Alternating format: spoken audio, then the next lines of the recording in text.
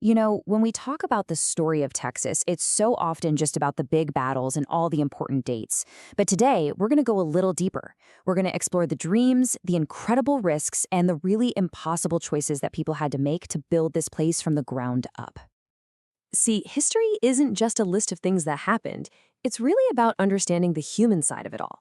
So we're going to try and put ourselves right in their shoes and ask, if we were facing their challenges, what would we have done?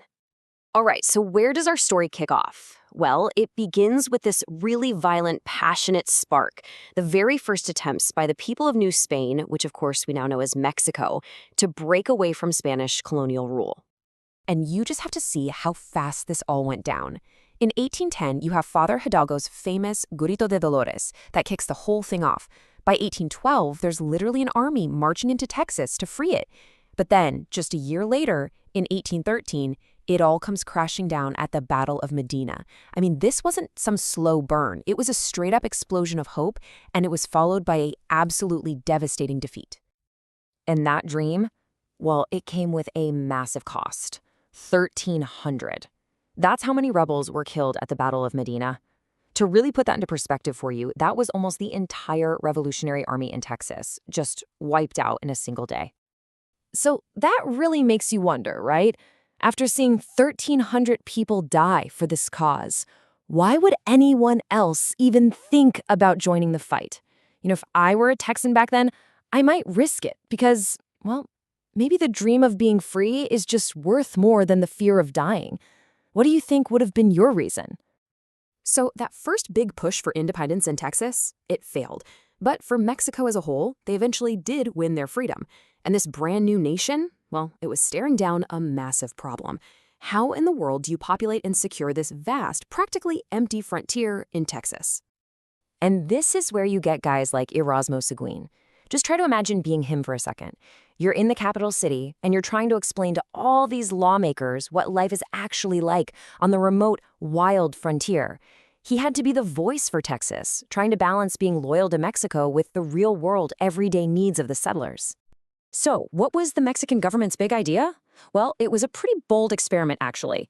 They decided to use these land agents, or as they were called, empresarios. And really, it was a huge strategic gamble. They figured this was the fastest way to get loyal citizens onto the land to help defend it from native groups and, of course, from the United States.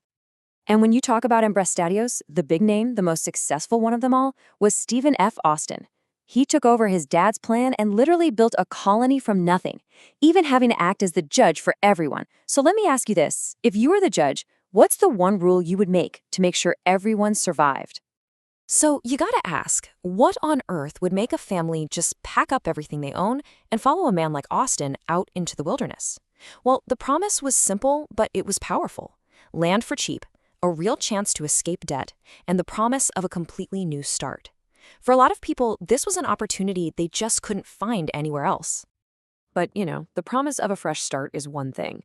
The reality was something else entirely. Life in Austin's colony was incredibly, incredibly difficult.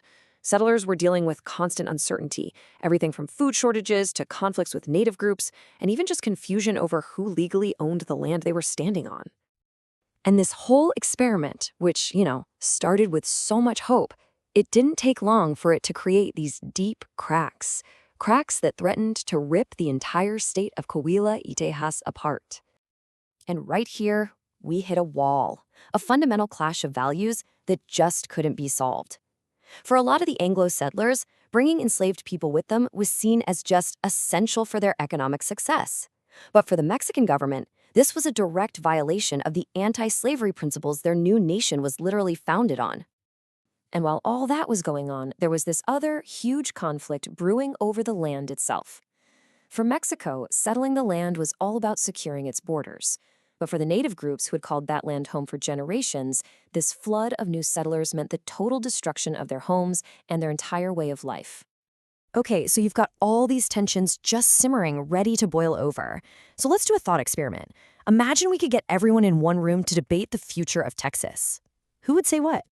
First up, you'd hear the revolutionary spirit of someone like Father Hidalgo, and they'd argue, the fight for freedom from tyranny is worth any cost. The fire we started must never be allowed to die out. Then, Stephen F. Austin, the impresario, He'd step forward and he'd argue from a more practical point of view. He'd say, I brought families here on a promise. Their success is Texas's success. The government needs to provide stability and protect their rights. And then a native leader would speak, and they would remind the entire council that their claim is the oldest of all. Their voice would probably cut through all the noise, stating simply, "This land was our home long before any flags were planted here. Your laws are destroying a world that has existed for centuries."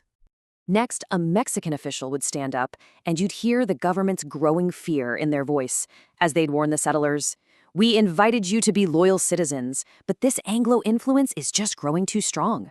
You're ignoring our laws, especially our laws against slavery. And finally, one of the settlers, maybe from the old 300, would get to their feet and declare, "We came here for a new start, for cheap land. We risked everything to build this life, and we are going to defend it." All right, so now it's your turn to step into that room. After hearing all of these voices, all the hopes and all the fears that created Coahuila and Tejas, where do you stand? In this council, with the entire future on the line, what would you say?